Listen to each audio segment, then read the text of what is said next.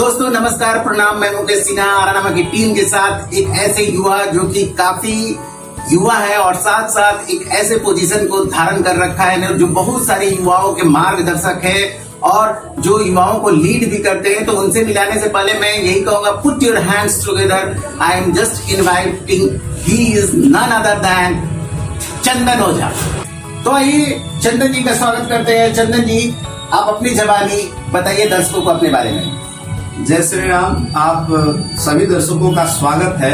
मैं चंदन ओझा, बजरंग दल का विभाग सह संयोजक, और मैं अभी सामाजिक रूप से कार्य कर रहा हूँ, हिंदुत्व के लिए कार्य कर रहा हूँ बजरंग दल में। जी सर, तो आप चंदन जी, आप यहाँ पे पहुँचने में किस दौर से कहाँ से कठिनाइयाँ से ऊपर उठते हुए आज यहाँ पे पहुंचे, तो इसके पीछे आपका जुझारूपन है, आपका व्यक्तित्व इस तरह से है, या कैसे बोलना चाहेंगे, दर्शकों को कैसे बताना चाहेंगे?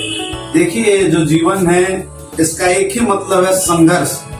जब आदमी पैदा होता है उस समय से लेकर अंतिम समय तक संघर्ष ही करते रहता है। जी। और संघर्ष ही जीवन है, दूसरे मायनों में कहे तो हम। और वही संघर्ष मैं शुरू से करते आया, वो सामाजिक रूप से सामाजिक लड़ाई हो, धर्म की लड़ाई हो, या जो भी लड़ाई हो, मैं लड़ते आया और इस संघर्ष में मैं सफलता प्राप्त की है। अच्छा, तो संघर्ष की प्रेरणा कहाँ से मिली आपको? संघर्ष की प्रेरणा हमारे प्रभु श्री हनुमान जी से मिली।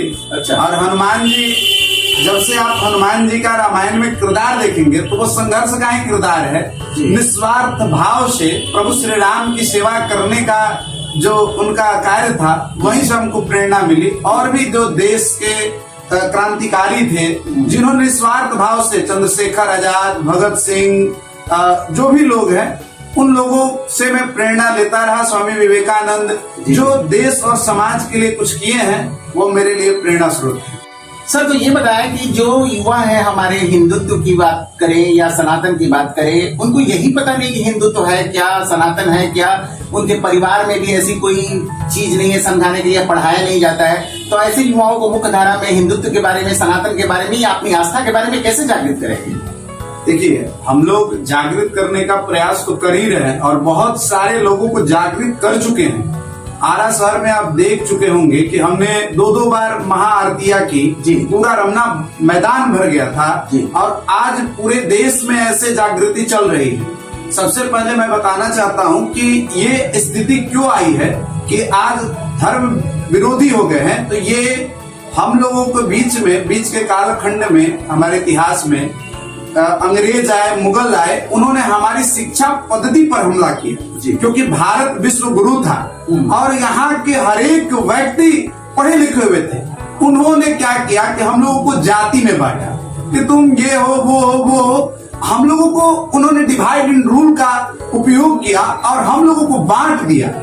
और बांटने के कारण हमारी जो बुद्धि है वो कह दिया केवल ब्राह्मण ही पढ़ेंगे, शूद्र नहीं पढ़ेंगे। अरे पढ़ना तो सबको, भारत में हर कोई शिक्षित है। जो वाल्मीकि है वो अब तो सब कोई जानता है कि वो किस जाति से आते थे, और उन्होंने रामायण लिखा। मतलब भारत का हर एक व्यक्ति विद्वान था, ये हमारा इतिहास बताता है। लेकिन बीच के कालखंडों में कुछ आए विदेशी, जिन्होंने हमारी शिक्षा पद्धति पर आक्रमण किया, हमला किया और उसको खा गए। इस जो चलते आया, और जो हमारी राजनीति भी थी, जब देश हमारा आजाद हुआ और स्वतंत्रता मिली हम लोगों को, उसके बाद भी जो यहाँ की राजनीति थी वो नहीं चाहती थी कि भारत के लोग शिक्षित हो। अगर शिक्षित हो जाएंगे तो अच्छे लोगों को चुनने लगेंगे, अच्छे लोगों को वोट देने लगेंगे, अच्छे लोग आ जाएंगे और भारत एक विकसित भारत बन जाएगा। अमेरिका को पछाड़ने वाला, रूस से आंख से आंख मिलाने वाला देश बन जाएगा कि रूस और अमेरिका आके बैठ के बात करेंगे। ऐसा स्थिति आ जाए। उन लोगों ने ऐसा ही किया था, हमारी शिक्षा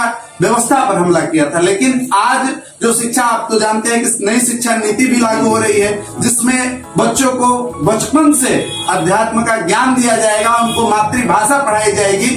और इन लोगों ने अंग्रेजी को थोप दिया कि जो अंग्रेजी नहीं जानता है वो असभ्य है, वो अज्ञानी है, और ऐसी तरह से लोगों को भरमा दिया।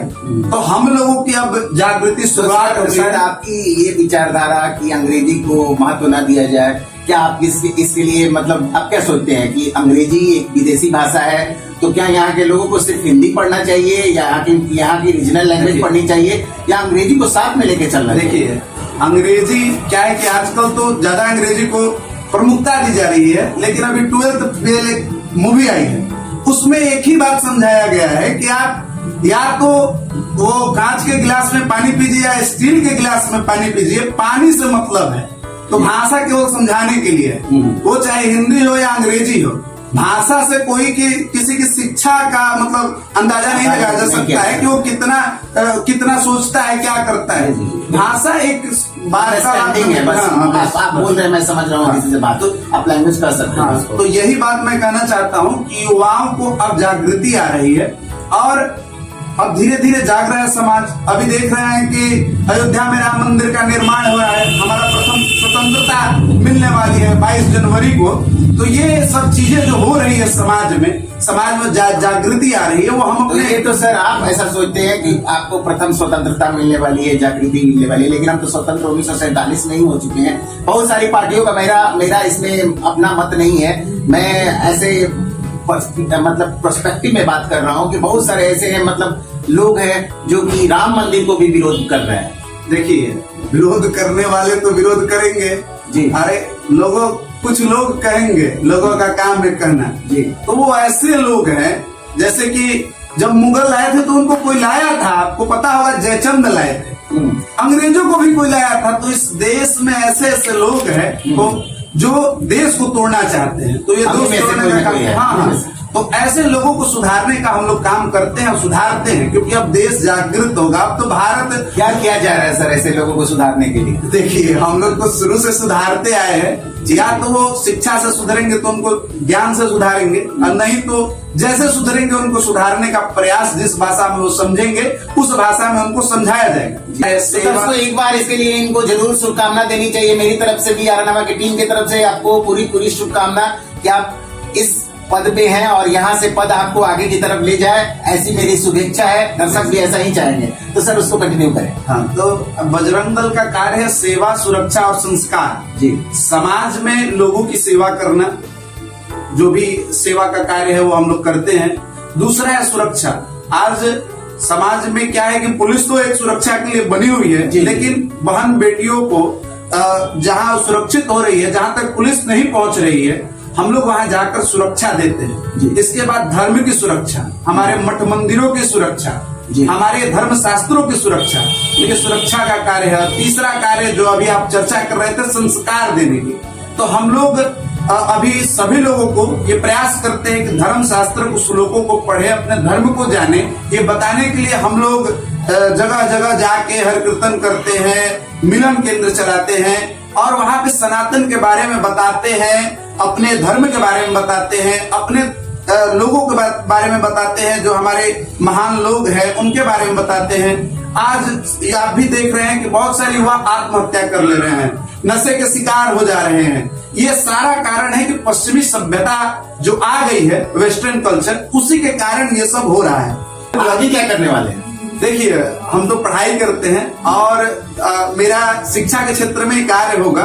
और इसके अलावा क्या है कि व्यापार भी है, तो व्यापार भी करते हैं। लेकिन नहीं मतलब हिंदुत्व के मामले में इसमें कुछ आगे क्या करने वाला है? रिसेंटली क्या करने वाला है? कुछ ऐसा प्रोग्राम चल रहा है? रिसेंटली हम लोग तो साल में 365 दिन खोजिएगा तो हर रोज प्रोग्राम ही मतलब जैसे आरती जैसा महाआयोजन करवाया था आपने। अभी 22 तारीख को आप भी जानते हैं कि प्रथम उत्सव है कि रामलला अपने मंदिर में विराजमान हो रहे हैं। ये स्वतंत्रता है, स्वतंत्रता दिवस की तरह ही है। और मतलब अहोभाग्य है कि हम लोगों को दर्शन करने का मौका मिलेगा। समय है जब भगवान राम फिर से पधार रहे हैं।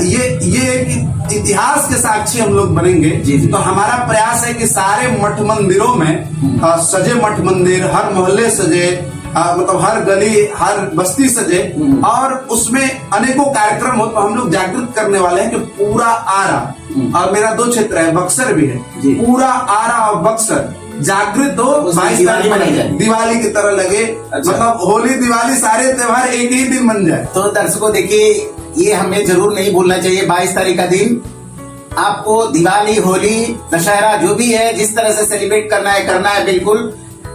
ये आपकी गवाही बनेंगे, हम भी गवाही बनेंगे। सर ये बताइए कि जो आपका निर्माण है, मतलब आप एक तरह से निर्माण ही करते हैं, ये चीजें आगे बढ़ रहे हैं, तो ये आप निर्माण की पराकाष्ठा क्या दिमाग में इस तरह की बातें आती रहती हैं, या कोई रिसर्च करते हैं, या कैसे आगे क्या करना है? देखिए, प्रभु श्री राम और श्री हनुमान जी जितने भी देवी देवता हैं हमारे, सभी से कुछ ना कुछ सीखने को मिलता है। जी जी। हमारे धर्मशास्त्र में बताया गया है कि हमारे शरीर में, हमारे शरीर चलने के लिए 3 चीज चाहिए। एक बल चाहिए, एक बुद्धि चाहिए, और तीसरा जो है वह धन चाहिए संसार जीने के लिए। तो ये 3 चीजें हम लोग को चाहिए, और इन 3 चीजों से ही आदमी कार्य करता है। अगर किसी का भी कितना भी सुंदर सौंदर्य हो और उसके पास अगर बुद्धि और धन नहीं है तो सारा बेकार है। जी आइए चंदन जी, हम लोग खेलते हैं। अब एक हमारा नेक्स्ट सेगमेंट है, कुछ तो लोग कहेंगे, लोगों का काम है कहना। तो इसमें आपको मैं 5 क्वेश्चन पूछूंगा आपसे, जिसका आपको तुरंत रिवर्ट बैक करना है, मतलब उसमें सोचना नहीं है, बस एक शब्द में दे सकते हैं या एक सेंटेंस में दे सकते हैं, आपको जवाब देना है। तो दर्शकों आइए चंदन जी के साथ हम लोग खेलते हैं, कुछ तो लोग कहेंगे, लोगों का काम है कहना। Rapid fire. पहला क्वेश्चन, इस दुनिया में प्यार की क्या अहमियत है? प्यार का मतलब राधा कृष्ण एक ही, और प्यार की अहमियत है कि प्रेम से सब कुछ जीता जा सकता है। चंदन जी, आपको वर्ल्ड टूर पे मौका मिल रहा है जाने का, आपको कंपेनियन के रूप में एक महिला को ले जाना है, किसके साथ जाना चाहेंगे? मैं सबसे पहले तो अपनी माँ को ले जाऊंगा, क्योंकि माँ से वो प्रथम गुरु है और उन्हीं से शिक्षा मिलती है। जी। तो माँ को ही मैं कहीं भी अगर कंपेनियन के तौर पर ले जाना हो तो। अच्छा, अगर आपको भारत का एक धार्मिक गुरु बना दिया जाता या बन जाते हैं जी, एक दिन के लिए, सबसे पहला चीज क्या लाते हैं? धार्मिक गुरु बनते तो हम सबसे पहले धर्म की जो शिक्षा है वह सभी विद्यालयों में पहुंचे, जन जन तक पहुंचे। एक शब्द में, एक सेंटेंस में बोलिए सर। मतलब धर्म शास्त्रों को पढ़ाने का कार्यक्रम, मतलब लागू करवा देते हैं। हाँ, सभी स्कूलों में, कॉलेजों में आपको धर्मशास्त्र पढ़ना है। अगला क्वेश्चन आपके पास है, स्वास्थ्य, धन और आपका व्यक्तित्व, किसको चुनेंगे? व्यक्तित्व तो सबसे ज्यादा जरूरी है, स्वास्थ्य और धन से भी ज्यादा व्यक्तित्व जरूरी है। अच्छा, चलिए बहुत खूब। अगला क्वेश्चन, अगर आप हिंदुइज्म की बात कर रहे हैं, अगर आप हिंदू ना होते तो आपको कहाँ देख रहे होते? अगर ना होते, मतलब एक हाइपोथेटिकल क्वेश्चन है। हम अगर कि आप सनातनी ना होते, कहीं भी होते तो सनातन अपना लेते। अच्छा, देखिए दर्शकों, तो प्रेम इतना है सनातन से, हमें, मुझे भी है, एक प्राउड मोमेंट है ये, कैसे लोगों के बीच बैठना उठना भी बहुत अच्छा महसूस कराता है। तो दर्शकों, आप इनकी हाजिर जवाबी से जरूर खुश होंगे, ऐसी जवाब देके आपको खुश जरूर किया है उन्होंने। तो अंत में आपसे ये जानना चाहेंगे, कुछ कहना चाहें दर्शकों को, युवाओं को, देश सुन रहा है, दोस्त लोग देख रहे हैं आपको? जी, मैं यही कहना चाहता हूँ कि सभी युवाओं से मेरा आग्रह है कि वो जागृत रहें, और समाज में जागृत रहने की जरूरत है। अपने सनातन को जाने और सनातन को अपनाएं, अपने एकदम तन मन धन से, मतलब अंदर से अपनाएं, और ये आपको एक ऊर्जा देगी, एनर्जी देगी कि आप किसी भी काम को कीजिएगा तो उसमें सफल होइएगा। आप जीवन में कभी असफलता नहीं प्राप्त करेंगे अगर अपने धर्म शास्त्र को जानेंगे और उसको मानेंगे तो। क्योंकि हमारे जो ईश्वर बनाए गए हैं, जो मूर्तियां हैं, वो प्रतीक है। हनुमान जी को अगर आप मानते हैं तो हनुमान जी कभी जीवन में हार नहीं माने थे। वो जो भी था, लंका में जाना था, लंका में घुस गए थे। तो उस तरह की ऊर्जा रहेगी तभी आपके अंदर, हनुमान जी से सीखे रहेंगे, हनुमान जी का पूजा करेंगे तभी आपके अंदर ये ऊर्जा आएगी कि कोई भी असुर हो, कितना भी बड़ा दैत्य हो, उसे टकराने में कोई सोचे नहीं। भगवान राम माँ सीता को ले गए थे, जब भगवान राम 2 केवल उनके भाई थे, लेकिन उन्होंने एक सेना, 92 सेना बना ली और उस रावण से लड़ा, जो रावण विश्व विजेता था, और उस रावण को उन्होंने हराया। तो हार नहीं मानने वाली जो जीवन से है, ये हमारे धर्म से आती है। तो इसको अपनाएं और अपने जीवन में शिक्षा, स्वास्थ्य और धन तीनों पर ध्यान दें। युवाओं से नशा न करें और अपने ब्रह्मचर्य का पालन करें। मैं यही आग्रह। एक क्वेश्चन और आपसे छोटा मोटा मैं जानना चाहूंगा, अगर हमारे धर्म ग्रंथों में रामायण से कुछ सीखने की जरूरत है तो क्या सीखे युवा? देखिए, रामायण से एक चीज बता दीजिए। रामायण से सीखना है तो रामायण से राम जी का संघर्ष सीखे। तो दर्शकों, देखा कि संघर्ष की कहानी है ये, संघर्ष करते हुए आगे बढ़ रहे हैं, संघर्ष की बातें कर रहे हैं और संघर्ष को हरा के आगे बढ़ रहे हैं, जीत रहे हैं, तो इनकी बहुत उज्जवल भविष्य की कामना मैं भी करता हूँ, आरा नमक की टीम करती है, दर्शक भी चाहेंगे इनके उज्जवल भविष्य के लिए प्रार्थना जरूर कीजिएगा। अंत में बस इतना कहना चाहूंगा, कर गुजरो कुछ ऐसा कि दुनिया करना चाहे बिल्कुल आपके जैसा। धन्यवाद, खुश रहें, आबाद रहें, धन्यवाद।